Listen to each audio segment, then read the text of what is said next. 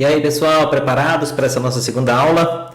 Já pega o teu material, deixa o teu bloquinho de anotações aí fácil para a gente tomar nota daqueles pontos mais essenciais, né, das abordagens de hoje, tá bom? Então hoje nós vamos estar falando sobre sais minerais e eu já te convido para me acompanhar aqui nesse slide para a gente visualizar detalhes sobre esses elementos. Vem comigo!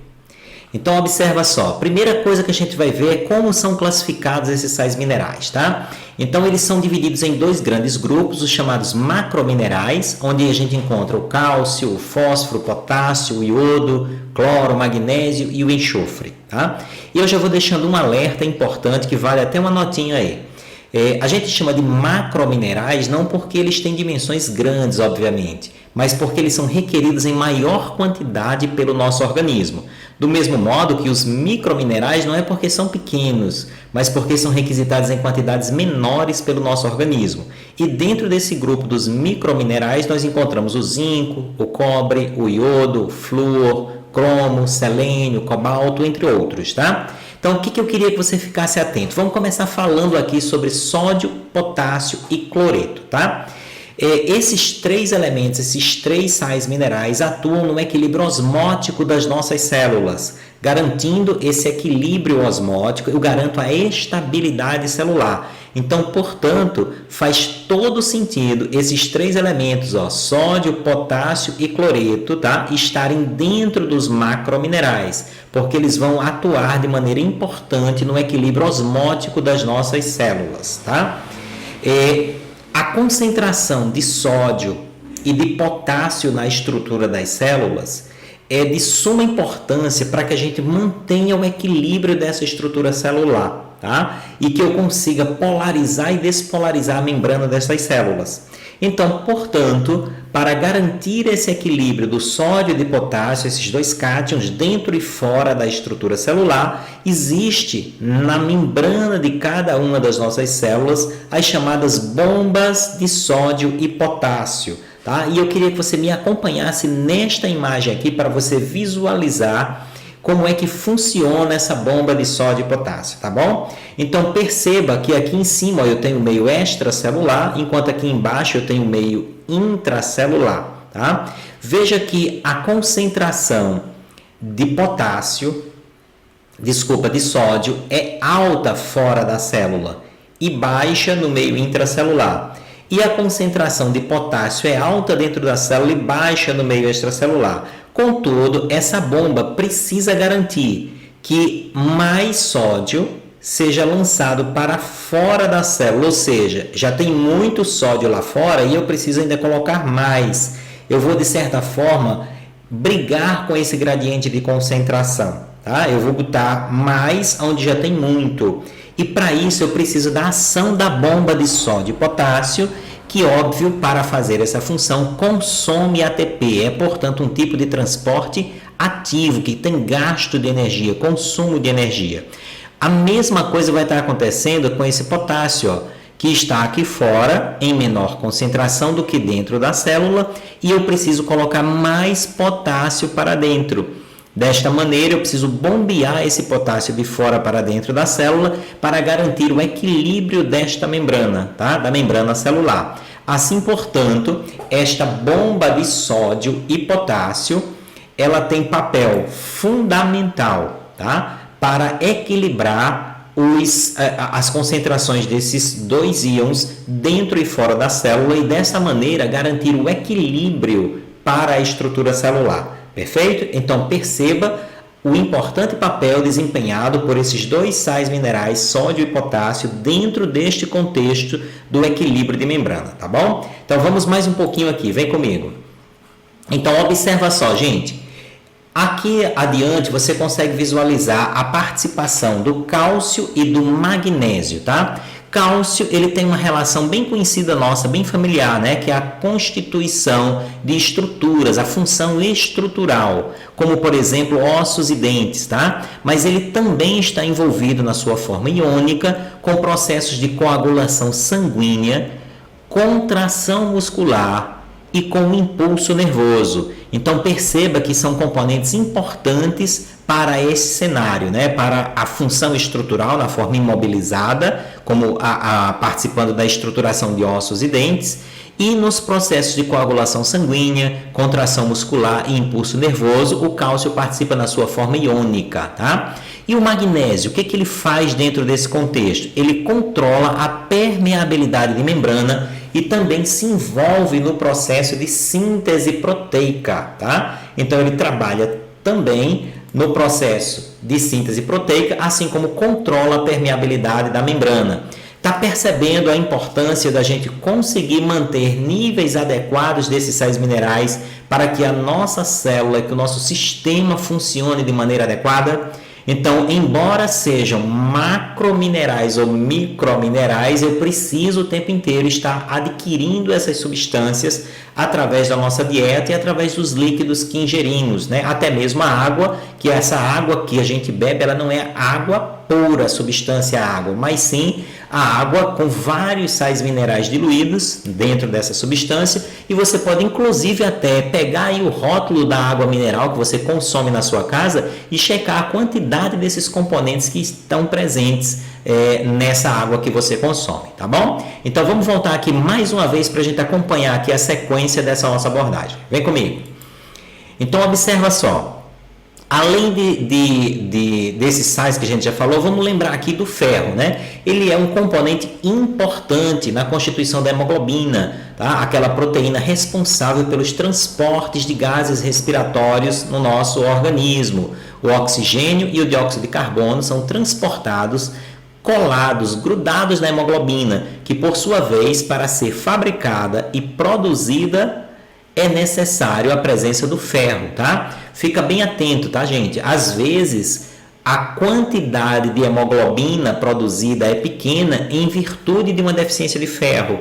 Sem hemoglobina, eu não fabrico as hemácias, e sem hemácias, eu caio num quadro de anemia. Daí, nestas circunstâncias, quando a baixa produção de hemácia é consequência, tá? Essa baixa produção de hemácias é consequência de uma baixa disponibilidade de ferro no seu organismo, você instalar um quadro que a gente denomina de anemia ferropriva, anemia por carência de ferro, tá? E neste momento, né, quando você passa por essa condição de anemia ferropriva, a forma de corrigir essa anemia é suplementar o ferro, tá? Normalmente utilizando-se o sulfato ferroso, beleza, gente?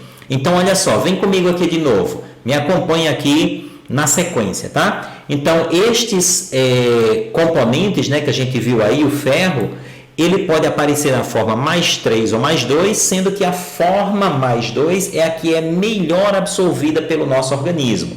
Então, fica atento aí que o ferro mais 2 é o ferro adequado para ser absorvido pelo nosso organismo e, consequentemente, participar aí como componente estrutural fundamental para a síntese de hemoglobina, beleza? E, óbvio, a gente não poderia deixar de fora de destacar a mioglobina, que também utiliza o ferro, né? Então, esse termo mioglobina, eu vou usar uma forma simplificada de informação aqui, mas que eu tenho certeza que tu vai entender. É como se fosse a hemoglobina que está presente no músculo, daí ser chamada de mioglobina. Por que é necessário isso, gente? Porque o nosso músculo trabalha o tempo todo em movimentos, tá? E exige um consumo alto de oxigênio. Portanto, a presença de mioglobina no músculo fixa oxigênio no músculo para facilitar o seu metabolismo, tá? É justamente pela presença da mioglobina que a carne fica avermelhada, tá? Então, essa carne mais avermelhada é porque ela contém uma maior concentração de mioglobina. As carnes brancas, né, por exemplo, têm baixa ou não têm concentração suficiente de mioglobina, por isso elas tomam esse tom mais branca, né? Como, por exemplo, a carne do frango, tá? Do peito do frango, né? Que é uma carne mais clara. Se você olhar a carne da coxa do frango, ela já é mais escura, porque como ele é uma ave que não voa, né? Ela caminha mais regularmente, ela requer maior trabalho muscular nas coxas do que na musculatura peitoral, uma vez que ela não é uma ave de hábitos de voo, perfeito? Fósforo, preste atenção nele, tá? O fósforo é muito importante para compor a estrutura de nucleotídeos, tá? E esses nucleotídeos são peças fundamentais na estruturação da informação genética e do metabolismo de síntese proteica que ocorre dentro das nossas células.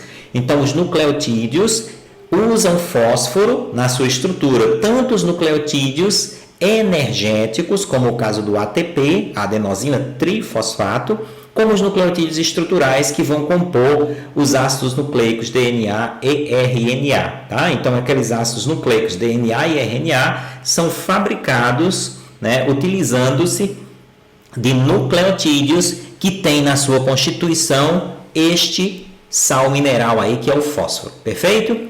Outros elementos também participam desse processo, né? São necessários na estrutura das nossas células, como, por exemplo, o iodo, que é fundamental para a síntese dos hormônios da tireoide. E lembrando que a carência de iodo pode levar à ocorrência do que a gente chama de bócio de tireoide, que é aquele inchaço na região do pescoço, né? Muito característico. Tá? E como o iodo é um sal mineral que é mais raro em determinados alimentos, nossa principal fonte de iodo é na realidade o sal de cozinha, tá? Então a gente utiliza muito mais o iodo do sal de cozinha. Por isso, todo sal de cozinha comercializado, ele é um sal iodado, tá? Então se coloca o iodo no sal para que isso se torne acessível à população em geral, tá? A maior parte da população, pelo menos, tá bom? Então, vamos voltar aqui para a telinha do slide para a gente visualizar essa sequência. Então, olha comigo aqui, pessoal. Além do iodo, tá? O flúor também é um sal mineral que está presente e é bem famoso, né? Por muito tempo aí a gente entendeu que o flúor é fundamental para a saúde dos dentes. Então, ele ajuda na composição do esmalte dos dentes, tá? E está presente na nossa dieta e é utilizado pelo nosso organismo com esta finalidade. O cobalto, por exemplo, é um componente indispensável da vitamina B12, tá? E que, portanto, tem relação íntima e direta com a síntese de hemácia. Portanto, você também pode entrar em quadro de anemia por carência de vitamina B12, uma vez que esta substância se envolve na biossíntese aí das hemácias, tá? O zinco e o manganês atuam como cofatores enzimáticos, tá? São cofatores de enzimas. E o que significa isso? Eles funcionam como chaves ativadoras das enzimas, que vão ajudar a enzima a entrar em processo de funcionamento e catalisar a reação para a qual ela está vinculada, tá bom? O cobre, né, participa de pigmentos respiratórios.